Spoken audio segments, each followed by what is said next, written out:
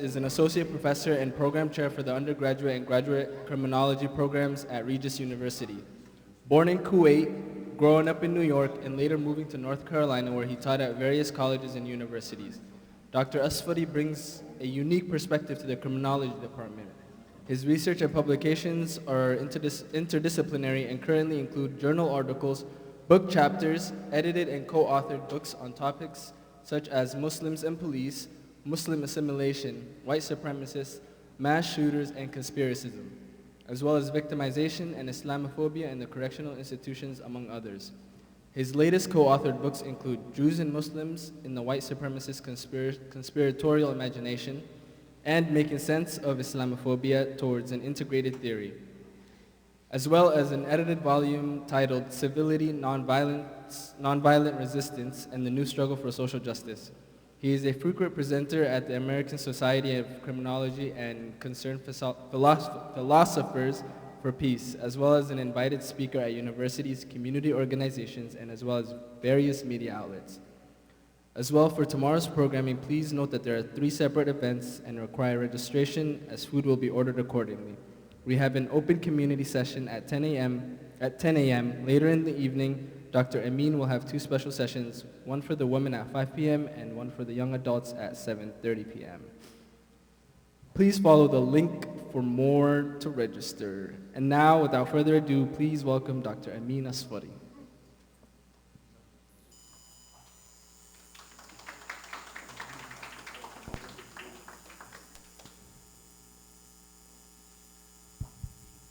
Assalamu alaikum.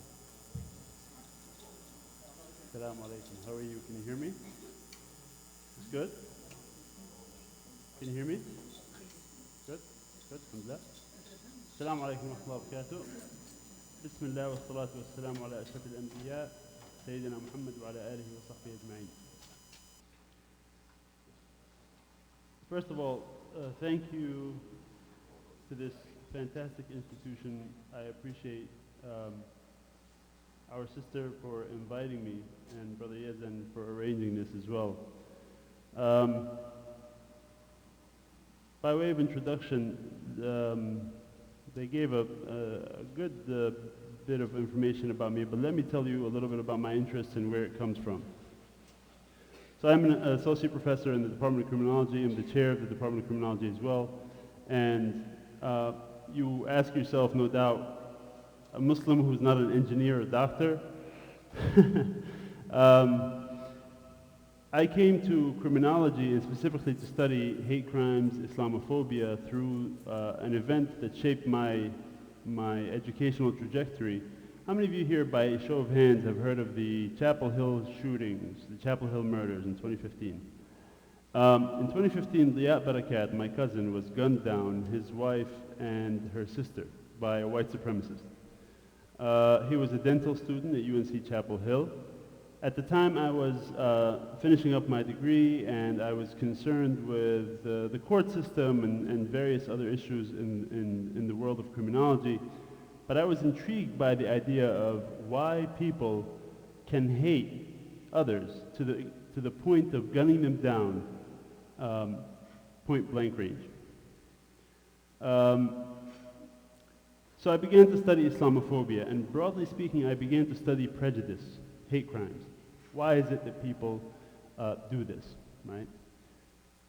Today, the topic I want to start with is really a broad topic, but I want to pick just one to begin.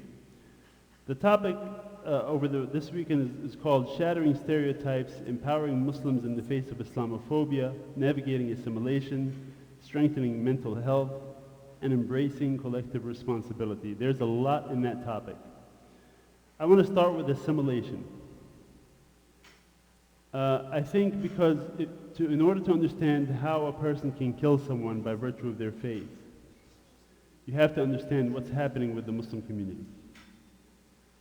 The Muslim community finds itself living in a time in which the youth in particular are living in a hyphenated state.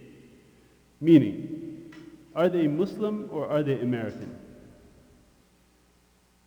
Scholars who study this say that they are living at the hyphen between a Muslim identity and an American identity. Tomorrow I will be devoting some of my time to criticizing Muslim institutions and the Muslim community. And this may feel very uncomfortable, but I want you to ask yourself something.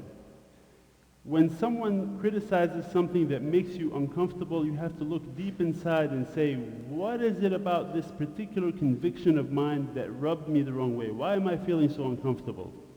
Is it because I've investigated this, I've critiqued myself and this deeply held belief? Or is there some legitimate criticism to be had? Do we deserve any of the criticism for where we are today in the United States? Many of us, if I say to you, are you happy with the situation we find ourselves in collectively as a Muslim body? Many of us will say no. So how did we get here and how do we move forward? So let me start, as I start all of my classes, with a saying that my professor once told me. And that is, I do not comfort the afflicted, I afflict the comfortable. I do not comfort the afflicted, I afflict the comfortable. If you are comfortable with the status quo, I am here to make you uneasy about your situation. I'm here to ask questions and to problematize. Don't look for answers from me, rather ask questions. Ask questions certainly of myself, but certainly ask questions of yourself and of the greater Muslim Ummah as we find ourselves in the West. So to begin, let me start with the issue of assimilation. If you'll bear with me here 1 second. We conducted a study, a colleague of mine and I, and we called it Understanding Muslim Assimilation in the US. It was the first of its kind, looking at first and second generation Muslims. If we look at the literature on assimilation, we see that there's two words that are often used, assimilation and integration. Who knows what the difference between these two words is? Can someone venture a guess? Yes? Assimilation is where you lose your identity as a separate group. Okay, if I understood you correctly, assimilation is where you lose your identity as a separate group. Okay? What would be integration? Yes?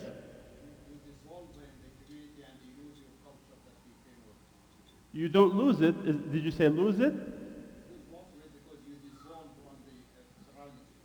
That would be more along the line of assimilation. Integration, less so, yes. Coexistence, yes. Understanding both the culture in which you exist and understanding your own culture and adhering to it, but nonetheless navigating the new culture without necessarily shedding everything in its entirety. You do shed some things. First and second generation, this happens naturally, right? I saw another hand. Yes. It's pretty much the same thing. It's like you have two cultures that you're kind of intertwining together, and so you don't lose your own identity at the same time you're just part of the culture here. Absolutely. And so let me give you a little bit of the background on this. In order for us to, I'm going to use the terms interchangeably. I'm going to use them, assimilation, integration, interchangeably for our purposes here.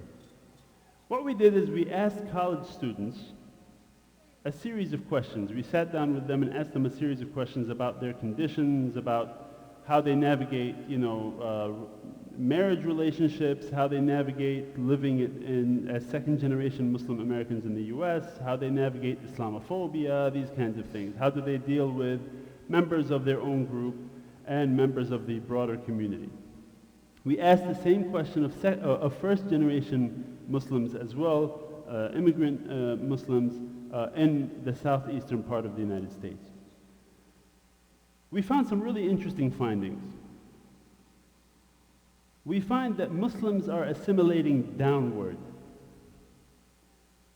So, in assimilation, typically we look at assimilation as a linear pattern. People just simply come into a country and they begin to assimilate.